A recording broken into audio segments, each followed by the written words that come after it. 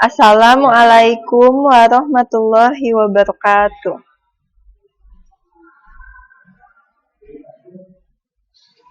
Waalaikumsalam warahmatullahi wabarakatuh. Waalaikumsalam warahmatullahi Waalaikumsalam warahmatullahi wabarakatuh. Waalaikumsalam warahmatullahi wabarakatuh.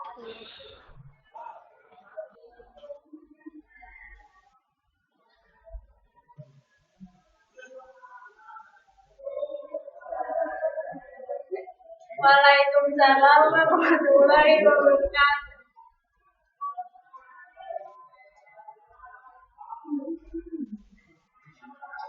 Lanjut aja. Perkenalkan, nama saya Reviana Suci Fitrianti. Di sini saya akan menjelaskan mengenai inovasi selayang pandang. Nah, sebelumnya pasti kalian itu sudah pernah mendengar kata inovasi. Nah, inovasi itu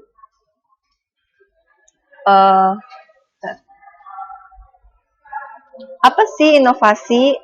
Nah, inovasi itu adalah suatu penemuan baru yang berbeda dari yang sudah ada atau sudah dikenal sebelumnya. Nah, biasanya orang atau wirausahawan yang selalu berinovasi, ia dapat dikatakan sebagai seorang wirausahawan yang inovatif. Nah, seseorang yang inovatif akan selalu berupaya melakukan perbaikan, menyajikan sesuatu yang baru atau unik yang berbeda dengan yang sudah ada. Inovasi juga merupakan sikap penting bagi yang hendaknya dimiliki oleh seorang wirausahawan. Jadi, kita itu kalau kita mau jadi seorang wirausahawan, kita itu harus inovatif. Jadi, harus pintar menciptakan inovasi. Apabila kita tidak berinovasi dan tidak inovatif, maka usaha yang kita miliki itu tidak akan berjalan dengan lancar. Seperti itu. Kemudian di sini ada 4 ciri inovasi. Yang pertama itu memiliki kekhasan atau khusus. Yang kedua itu memiliki ciri atau unsur kebaruan. Yang ketiga itu program inovasi dilakukan melalui program yang terencana. Kemudian yang keempat itu inovasi yang digulirkan memiliki tujuan. Apa sih yang dimaksud dengan memiliki kekhasan atau khusus? Artinya itu, suatu inovasi memiliki ciri yang khas dalam arti ide, program, tatanan, sistem, termasuk kemungkinan hasil yang diharapkan. Itu harus memiliki kekhasan atau ciri khusus gitu. Nah, kemudian yang kedua itu memiliki ciri atau unsur kebaruan dalam arti suatu inovasi harus memiliki karakteristik sebagai sebuah karya dan buah pemikiran yang memiliki kadar orisinalitas dan kebaruan. Nah, tadi sudah disinggung di ciri yang pertama itu harus memiliki ciri atau karakteristik tertentu. Nah, itu tuh yang dimaksud di ciri kedua ini, memiliki ciri atau unsur kebaruan. Kemudian yang ketiga itu program inovasi dilaksanakan melalui program yang terencana, dalam arti bahwa suatu inovasi dilakukan melalui suatu proses yang tidak tergesa-gesa, namun kegiatan inovasi dipersiapkan secara matang dengan program yang jelas dan direncanakan terlebih dahulu. Nah, jadi di sini apabila kita ingin membuat sebuah atau suatu inovasi itu, kita harus menyiapkan program inovasi tersebut. Jadi inovasinya itu harus terencana, harus dipersiapkan terlebih dahulu. Jangan sampai inovasinya itu tergesa-gesa atau terburu-buru dibuatnya, jadi inovasinya tidak maksimal. Nah, yang keempat itu inovasi yang digulirkan memiliki tujuan.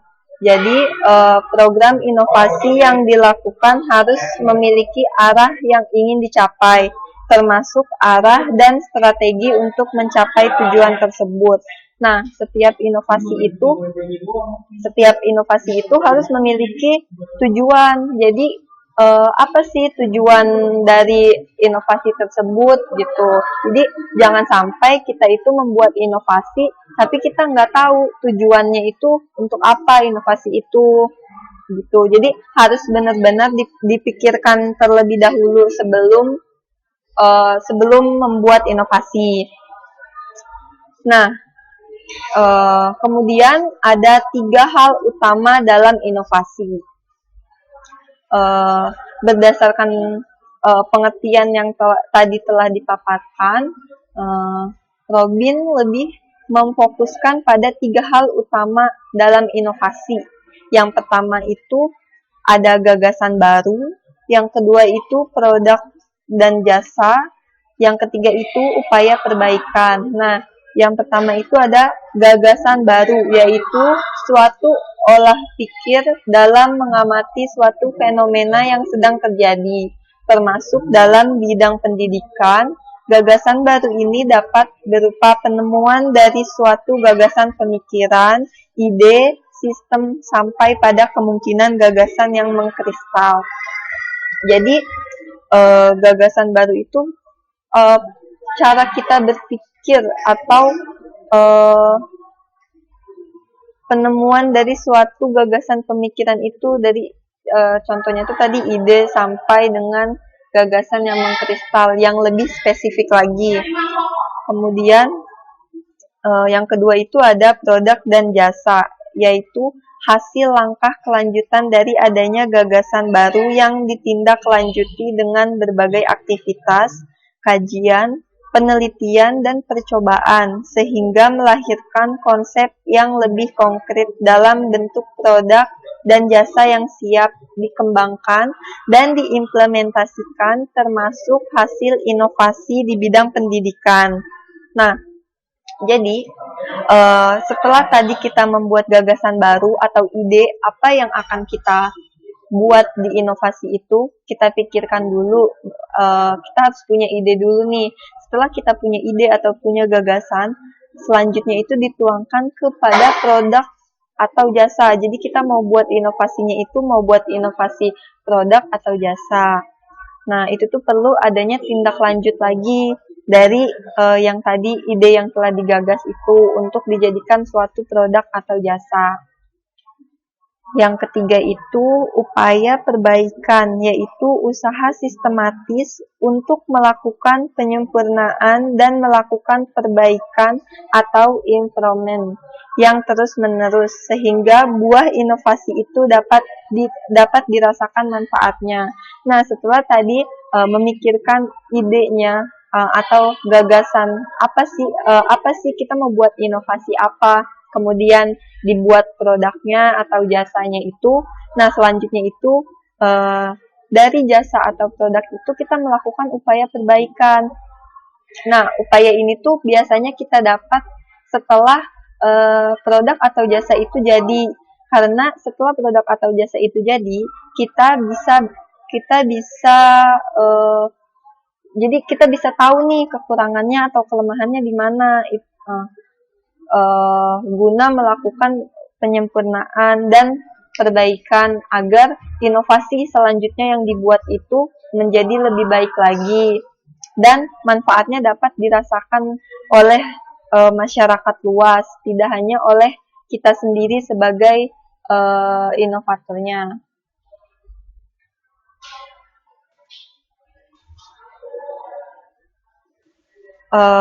Kalau misalnya jelasinnya terlalu cepat, bisa bilang ya. Kemudian di sini ada apa saja sih yang ada dalam inovasi selayang pandang itu? Jadi ada beberapa hal yang termasuk ke dalam inovasi selayang pandang. Yang pertama itu ada tantangan, pilihan, solusi, agenda bersama, jalan panjang, kendala, peluang, kejutan, dan inovasi 2015. Di sini kita akan membahas juga mengenai tantangan yang kita hadapi apabila kita ingin berinovasi. Kemudian itu ada pilihan. Di sini pilihannya itu kita pilihan kita dalam berinovasi, kita mau tetap berinovasi atau tidak. Kemudian ada agenda bersama. Nah, agenda bersama ini bisa dibilang itu sebagai kerjasama di antara para anggota atau tim. Kemudian ada jalan panjang. Nah, jalan panjang yang dimaksud dengan jalan panjang ini merupakan tahap pembuatan inovasi dari awal pertama ide itu digagas sampai dengan produk atau jasanya itu bisa dirasakan manfaatnya oleh masyarakat luas. Nah, kemudian itu ada kendalanya. Nah, di dalam melakukan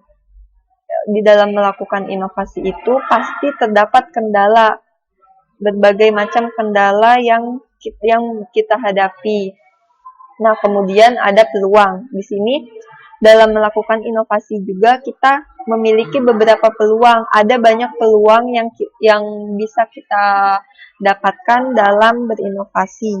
Kemudian ada kejutan. Nah, seringkali apabila kita membuat inovasi itu, kita sering mendapat kejutan. Kejutan yang dimaksud di sini itu hasil inovasi yang kita buat itu sangat baik atau sangat diterima oleh masyarakat luas. Itu yang dimaksud sebagai kejutan. Bisa dibilang inovasi kita itu sukses.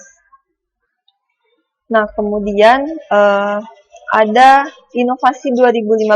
Di sini inovasi 2015 itu saya akan membahas mengenai apa saja sih inovasi yang telah berhasil dilaksanakan pada tahun 2015 di berbagai kota di Indonesia.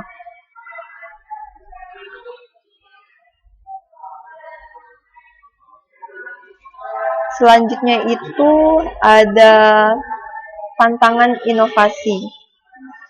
Tantangan inovasi di sini itu otak membenci perubahan. Hal yang pertama dalam tantangan berinovasi itu otak membenci perubahan. Nah, mengapa sih otak itu membenci perubahan? Nah, karena otak itu secara alami berevolusi.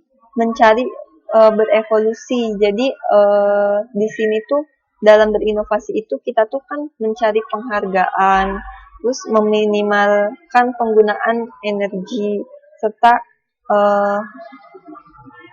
menghindari perlakuan yang buruk. Itu maksudnya kenapa otak membenci perubahan itu. Jadi ketika kita ingin membuat inovasi, hal pertama yang digunakan adalah otak atau pikiran kita untuk menggagas sebuah ide apa yang akan kita inovasikan, apa yang akan kita buat inovasi. Nah, di situ seringkali tantangan pertama yang sering dirasakan karena kita harus berpikir lebih ekstra atau berpikir lebih untuk memikirkan ide atau gagasan mengenai inovasi yang akan dibuat. Nah, di situ otak itu pada dasarnya itu ketika kita berpikir, otak itu memerlukan energi yang lebih atau dan sangat perlu konsentrasi. Nah, seringkali otak itu membenci perubahan karena dia harus berpikir ekstra atau bekerja ekstra dan harus mengeluarkan energi yang ekstra. Itu mengapa otak membenci perubahan.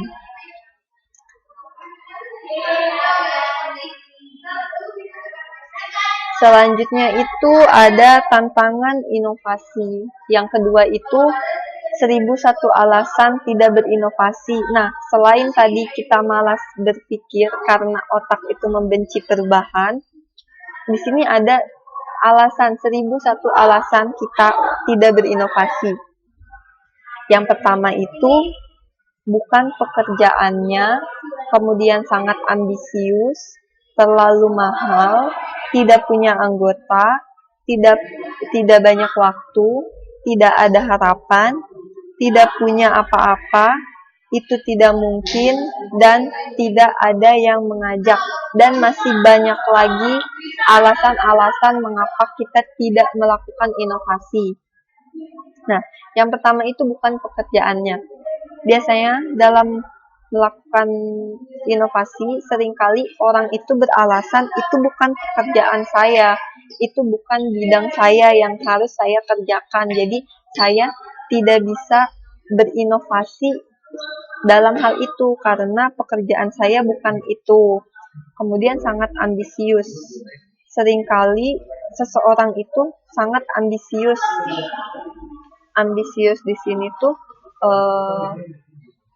dia membuat inovasi, tetapi inovasi itu terlalu tinggi gitu, sehingga hasil akhirnya itu malah berantakan, malah tidak sesuai dengan tujuan awal dibuatnya inovasi itu.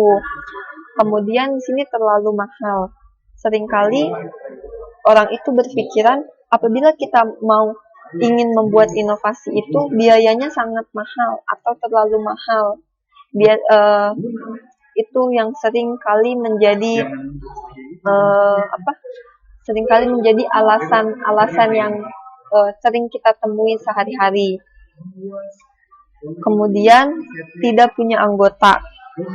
Di sini biasanya itu orang itu tuh nggak mau rugi sendiri karena dia maunya punya anggota. Jadi kalau berinovasi itu dia nggak mau sendiri, dia maunya itu punya tim atau anggota, karena apabila dia memiliki tim itu dia akan menanggung resikonya itu bersama. Kemudian tidak banyak waktu. Nah, tidak banyak waktu di sini tuh orang itu berpikiran saya sibuk kalau hanya untuk membuat inovasi seperti itu, saya tidak punya waktu, bla bla bla, dan masih banyak lagi alasan-alasan mengenai waktu. Kemudian tidak ada harapan. Di sini tidak ada harapan itu orang itu tuh biasanya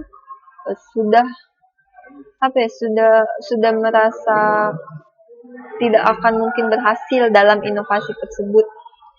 Tuh. Kemudian tidak punya apa-apa. Nah, tidak punya apa-apa di sini itu bisa saja biaya atau apapun, biasa biaya, anggota, dan lain sebagainya. Kemudian itu tidak mungkin. Ini masih berhubungan dengan tidak ada harapan, karena sebelum melakukan inovasi dia itu sudah berpikir dia tidak mungkin melakukan inovasi itu karena tidak akan berhasil gitu. Kemudian yang terakhir itu ada tidak ada yang mengajak. Nah, ini di sini tuh biasanya orang itu hanya ingin diajak karena apabila dia yang membuat, dia yang mengajak itu, maka resiko yang dia terima itu akan lebih besar. Dia tidak memiliki anggota lainnya untuk menanggung resiko tersebut. Nah, dan masih banyak lagi sih alasan-alasan mengapa tidak berinovasi. Audiensnya ngantuk ya. Yang selanjutnya itu inovasi adalah pilihan. Nah, di sini inovasi adalah pilihan. Yang dimaksud inovasi adalah pilihan yaitu ada dua pilihannya. Yang pertama itu bisnis dan yang kedua itu inovasi. Di sini apabila kita memilih bisnis atau inovasi, dua-duanya itu memiliki resiko. Akan tetapi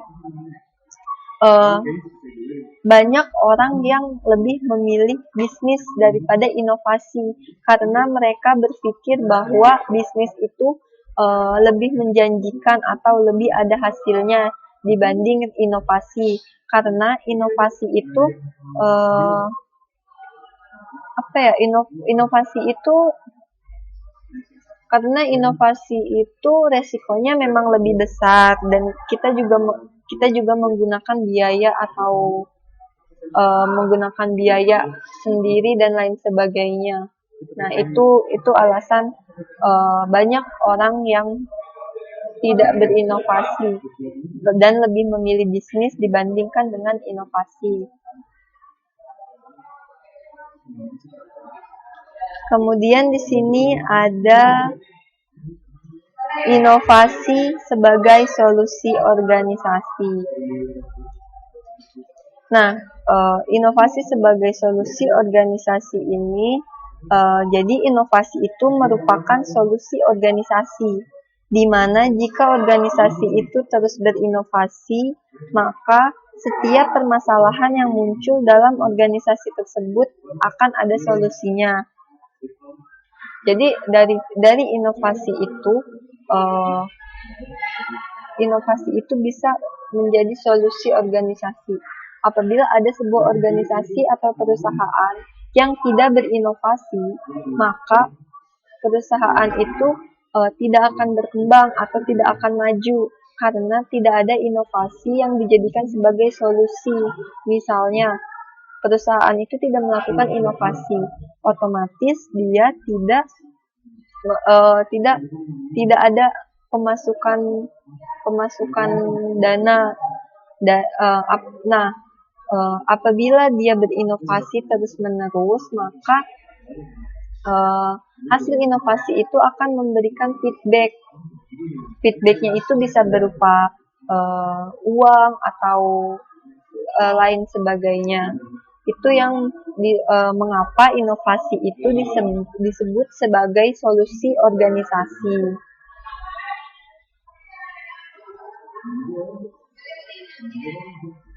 Kemudian di sini ada inovasi sebagai agenda bersama yang butuh mainstreaming. Nah, jadi inovasi itu merupakan aktualisasi revolusi mental yang harus menjadi gerakan kebangsaan dan dilakukan serentak oleh seluruh komponen bangsa melalui tanggung jawab. Yang pertama itu tanggung jawab bersama, kemudian manfaat atau CO benefiting, kemudian ada CO creation, kemudian ada CO thinking atau berpikir. Nah, di sini yang dimaksud dengan tanggung jawab bersama itu setiap anggotanya itu harus bekerja sama dengan anggota lainnya yang ada di perusahaan atau organisasi itu. Karena apabila anggotanya tidak memiliki tanggung jawab, maka lembaga, organisasi atau perusahaan itu tidak akan berkembang. Nah, kemudian ada CO manfaat. Jadi di sini setiap inovasi yang dibuat itu harus memiliki manfaat. Nah, manfaatnya ini tidak hanya dirasakan oleh orang yang membuat inovasi tersebut, tetapi harus juga dirasakan manfaatnya oleh masyarakat luas. Nah, kemudian ada creation. Jadi setiap anggota dalam organisasi atau perusahaan itu harus berkreasi atau memiliki kreativitas yang tinggi. Nah, ini juga diperlukan karena dalam berinovasi kita itu menggunakan kreativitas kita. Jadi menuangkan kreativitas kita ke dalam inovasi-inovasi yang baru. Apabila tidak memiliki inovasi, apabila tidak memiliki kreativitas, maka tidak ada inovasi-inovasi yang dapat diciptakan lagi. Tuh, kemudian sini ada berpikir atau berpikir bersama. Jadi setiap anggota dalam organisasi atau perusahaan itu harus berpikir bersama dalam menciptakan suatu inovasi. Maksudnya itu jadi harus sama saja seperti bermusyawarah sebelum menciptakan suatu inovasi. Di sini contohnya itu misalnya suatu perusahaan atau organisasi akan membuat inovasi, maka anggotanya itu harus bermusyawarah dulu nih, menyatukan pikiran bersama inovasi apa yang tepat digunakan, yang tepat dibuat atau dilakukan dan memiliki manfaat yang berpengaruh besar, bukan hanya untuk orang yang membuat inovasi, tetapi juga untuk masyarakat luas.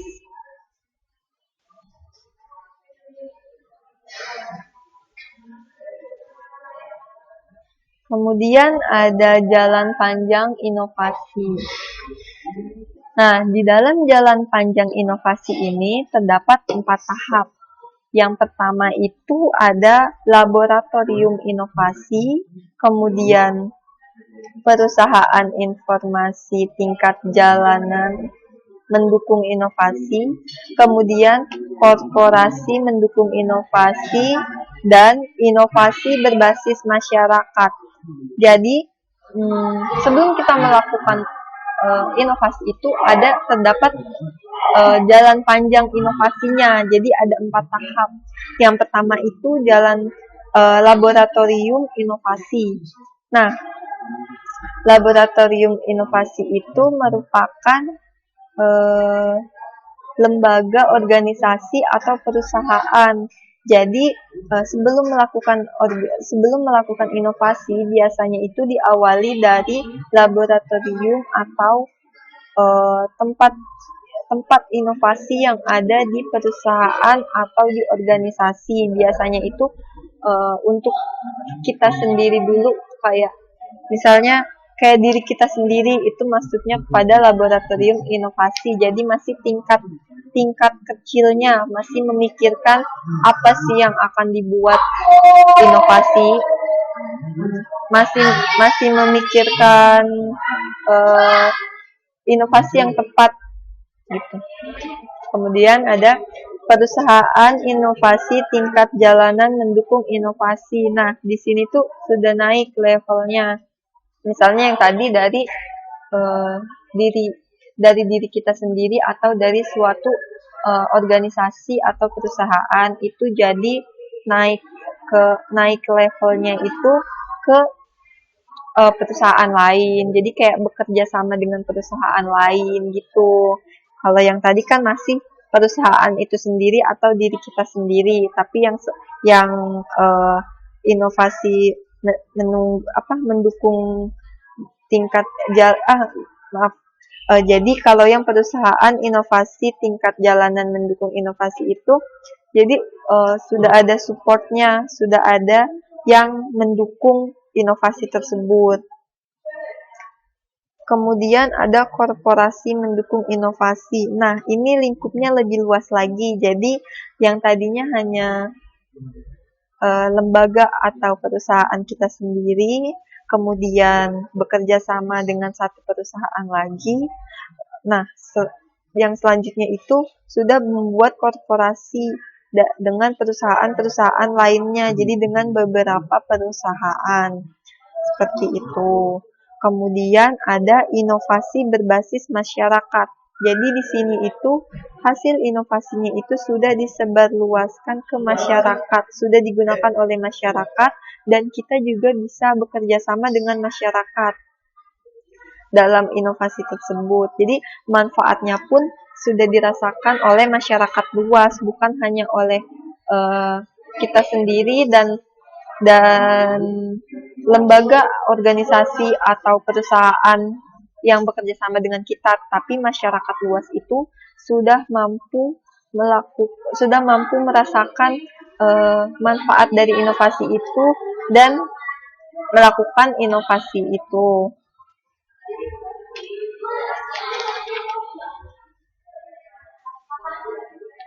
Selanjutnya itu ada kendala inovasi. Nah, di sini itu ada kendala inovasi itu ada jalan terjal dan berliku. Apa saja sih kendala inovasi itu? Yang pertama itu tidak ada inovasi.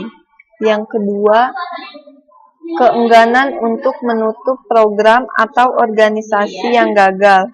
Kemudian ada budaya penghindaran risiko, tekanan pengiriman dan beban administrasi, anggaran jangka pendek dan cakrawala perencanaan, kemudian keterampilan buruk dalam risiko aktif atau manajemen perubahan, tidak ada penghargaan atau insentif untuk berinovasi atau mengadopsi inovasi, dan yang terakhir itu teknologi yang tersedia namun dibatasi oleh pengaturan budaya atau organisasi. Jadi, di sini tidak ada inovasi itu jelas menjadi kendala inovasi karena tidak ada yang mau berinovasi dan menciptakan sebuah inovasi. Kemudian keengganan untuk menutup program atau organisasi yang gagal. Nah, di sini biasanya apabila telah membuat inovasi tetapi gagal, di situ seringkali orang atau lembaga atau perusahaan itu tidak ingin berinovasi lagi karena sebelumnya sudah berinovasi tetapi gagal dan mereka tidak ingin hal itu kembali terulang lagi. Seharusnya kan mereka mau menutupi atau memperbaiki kegagalan yang telah mereka alami. Nah, akan tetapi mereka seringkali tidak mau mengulangnya. Kemudian ada budaya penghindaran risiko. Nah, ini masih berkaitan dengan yang sebelumnya. Ini biasanya ketika sudah mengalami kegagalan itu, biasanya itu perusahaan atau orang atau organisasi itu menghindari inovasi itu lagi karena menghindari resikonya apabila gagal seperti sebelumnya. Jadi kebanyakan itu tidak mau mengambil resiko. Jadi maunya itu semuanya itu nggak ada yang gagal, lancar-lancar aja. Tapi yang namanya inovasi itu pasti ada resikonya. Kemudian itu ada tekanan pengiriman dan beban administrasi. Nah, di sini inovasi itu kan biasanya kita harus, apabila inovasinya itu telah jadi, kita harus mengirim atau mengirim hasil inovasi itu. Nah, biasanya itu pengirimannya itu tekanan pengiriman dan beban administrasinya itu sangat tinggi. Jadi banyak yang menghindari inovasi. Kemudian ada anggaran jangka pendek dan cakrawala perencanaan. Di sini itu jelas ini tentang anggaran dananya. Jadi seringkali banyak yang keberatan atau tidak sanggup untuk mengeluarkan anggaran yang besar untuk membuat inovasi. Kemudian ada keterampilan buruk dalam risiko aktif atau manajemen perubahan.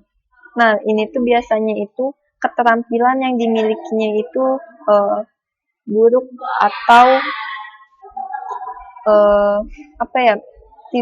tidak adanya manajemen perubahan. Jadi yang seperti sebelumnya belum terlalu baik, kemudian diperbaiki itu tidak. Jadi ya jalan lurus-lurus aja gitu, nggak ada inovasinya apa gitu. Kemudian tidak ada penghargaan atau insentif untuk berinovasi atau mengadopsi inovasi. Nah, di sini itu jelas apabila tidak ada penghargaan terhadap inovasi, maka para anggotanya pun enggan untuk membuat inovasi, karena apabila telah berhasil menciptakan suatu inovasi pun tidak ada penghargaan, tidak ada insentif dan lain sebagainya. Itu biasanya karena biasanya seseorang itu membuat inovasi itu karena adanya penghargaan atau tambahan insentif lainnya, tunjangan-tunjangan seperti itu. Namun apabila tidak ada penghargaan atau insentif itu mah orang lain juga enggan gitu, orang lain, lembaga, perusahaan atau organisasi itu enggan melakukan inovasi. Kemudian ada teknologi yang tersedia namun dibatasi oleh peraturan budaya atau organisasi. Nah, di sini tuh teknologinya telah tersedia, teknologi-teknologi untuk melakukan inovasi. Namun, penggunaannya itu dibatasi oleh peraturan budaya atau organisasi atau perusahaan itu. Misalnya, teknologinya tuh semuanya itu sudah tersedia, namun perusahaan itu melarang anggotanya itu menggunakan teknologi tersebut. Nah, itu juga akan membuat kendala dalam inovasi, sehingga mereka itu tidak bisa berinovasi karena dibatasi oleh peraturan organisasi atau perusahaan itu.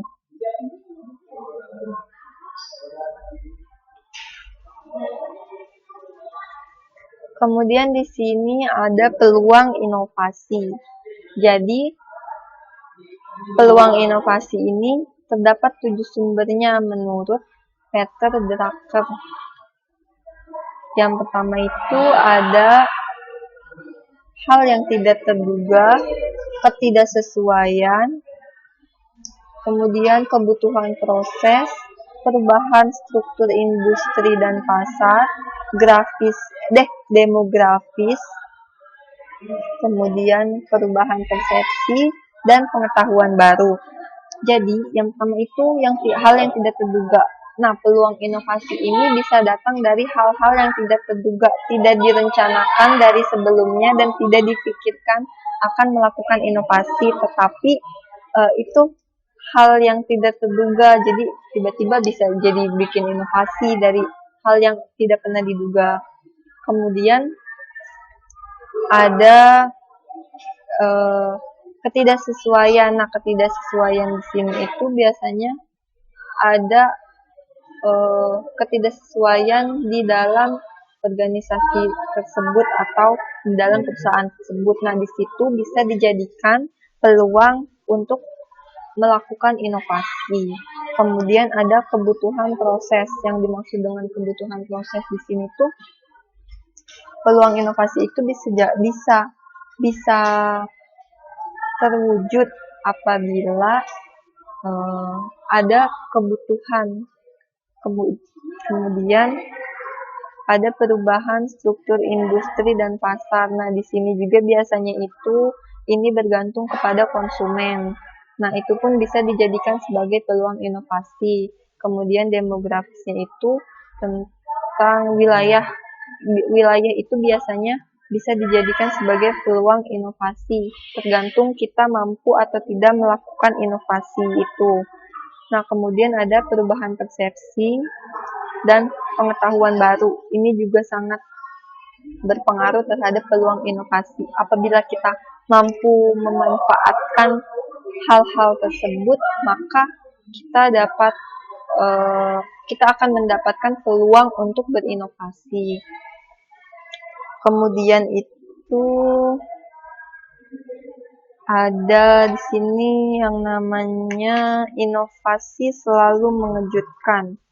Nah, apa sih inovasi itu selalu mengejutkan? Di sini contohnya itu ada hasil dari inovasi itu yang mengejutkan. Di sini ada misalnya pelayanan ibu melahirkan dan pelayanan kependudukan terpisah. Itu menjadi ibu melahirkan langsung dapat akta kelahiran, dan ibu melahirkan dapat akta kelahiran, KK, askes, dan kartu kesehatan. Itu terjadi di kota Yogyakarta. Nah, itu kan inovasinya itu mengejutkan kan. Yang tadinya ibu melahirkan itu pelayanannya itu dipisah tergantung kepada kependudukannya, menjadi mendapatkan akte kelahiran. Nah, kemudian diinovasi lagi menjadi mendapatkan akte kelahiran, kartu keluarga, askes atau kartu kesehatan. Itu kan sangat membantu. Nah, kemudian yang di Bandung itu ada di sekolah gratis, taman tematik, indeks kebahagiaan, gerakan pungut sampah, gerakan sayang keluarga, kemudian ada tambal jalan, terus daerah taman, detektif narkoba, detektif lingkungan, dan polisi RW. Nah, itu hasil-hasil dari inovasi yang mengejutkan. Itu sangat membantu dan mampu dirasakan manfaatnya oleh masyarakat luas. Kemudian juga ada pelayanan perpustakaan konvensional dan pelayanan peminjaman dan pengambilan buku secara delivery system. Itu terjadi di kota Yogyakarta. Jadi yang awalnya itu kita mengembalikan buku itu, meminjam atau mengembalikan buku itu harus datang ke perpustakaannya, tapi setelah dilakukan inovasi itu kita bisa dengan cara delivery system, jadi tidak perlu datang ke perpustakaan. Seperti itu.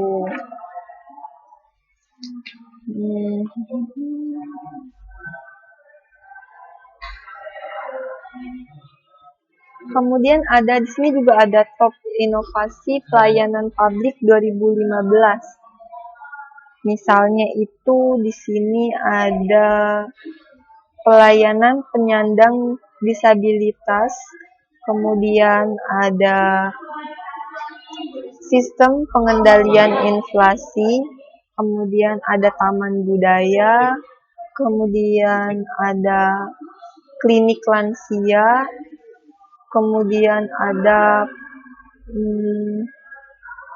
program pengendalian malaria. Nah, itu kan itu dan masih banyak lagi inovasi-inovasi lainnya yang sangat berguna dan sangat bermanfaat bagi masyarakat luas. Itu. Nah,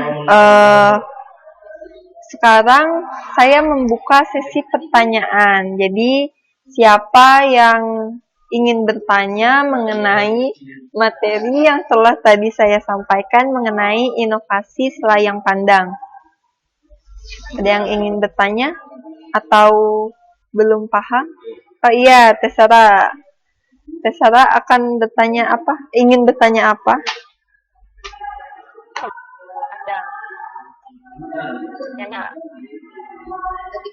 Tanya apa? Ya, Salma juga. Pertanyaannya dari Sarah Afra dulu ya.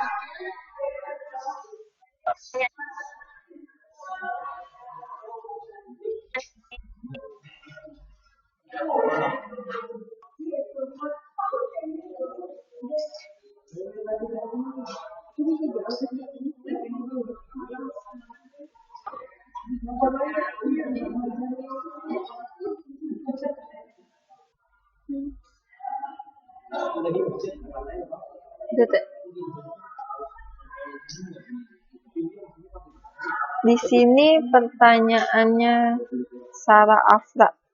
Itu tadi kan dijelaskan bahwa orang yang berinovasi harus memiliki kekhasan. Nah, tolong dijelaskan kembali kekhasan yang seperti apa yang harus kita miliki agar bisa menjadi orang yang berinovasi. Nah, kekhasan di sini itu dari hasil inovasi kita. Jadi jangan inovasi yang sudah banyak, yang sudah mainstream gitu. Jadi kita harus punya ciri khas dari inovasi yang kita buat. Misalnya kita mau berinovasi dari dari misalnya limbah-limbah gitu. Nah, itu tuh biasanya kan kalau dari limbah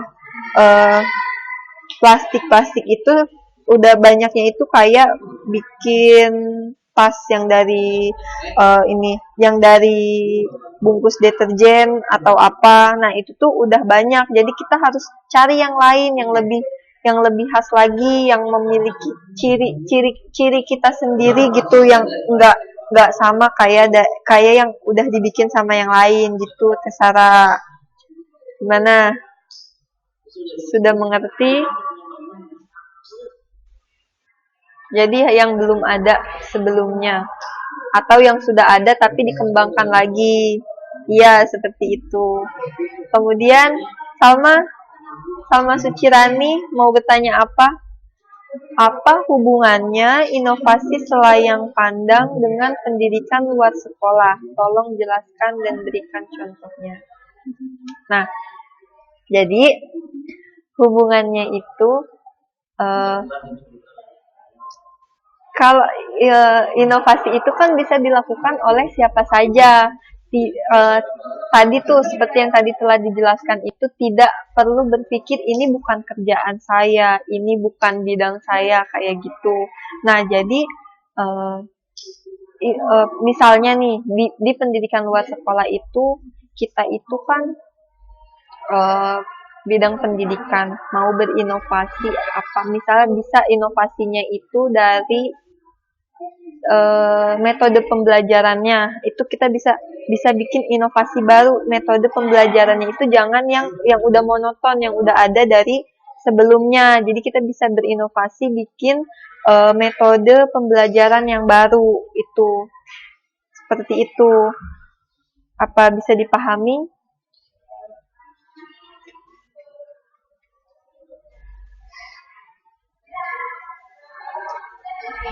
Nah, kemudian dari Aida Dian, jika banyak yang memilih bisnis dibanding inovasi, apa saja kelebihan bisnis dibanding inovasi? Nah, kelebihan bisnis itu biasanya ya, yang biasa terjadi itu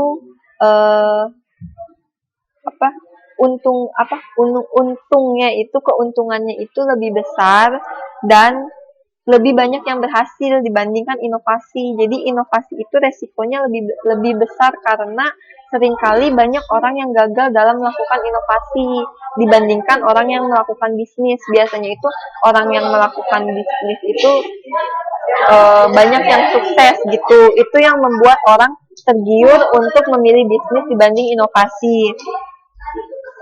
Kemudian Mega Kusuma, saya mau tanya dong, kenapa ambisi yang berlebih bisa menjadi halangan bagi inovasi? Padahal ketika seseorang berambisi, maka pasti dia akan memikirkan cara-cara inovatif untuk mencapai tujuannya. Nah, karena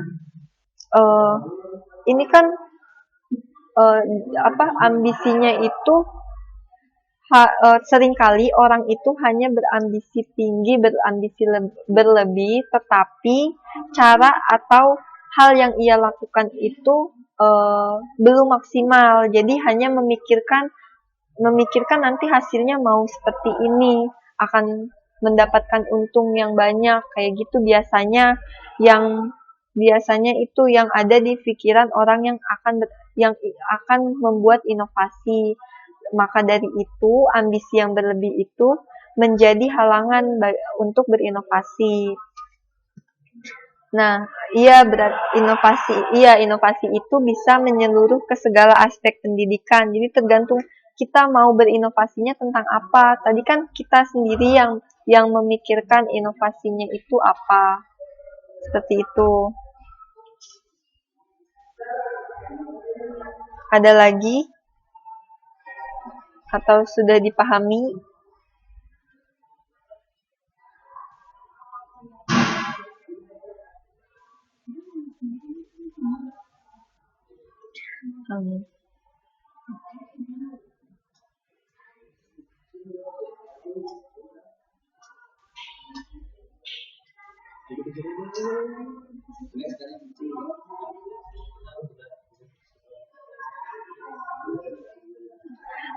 Oke, kalau sudah paham,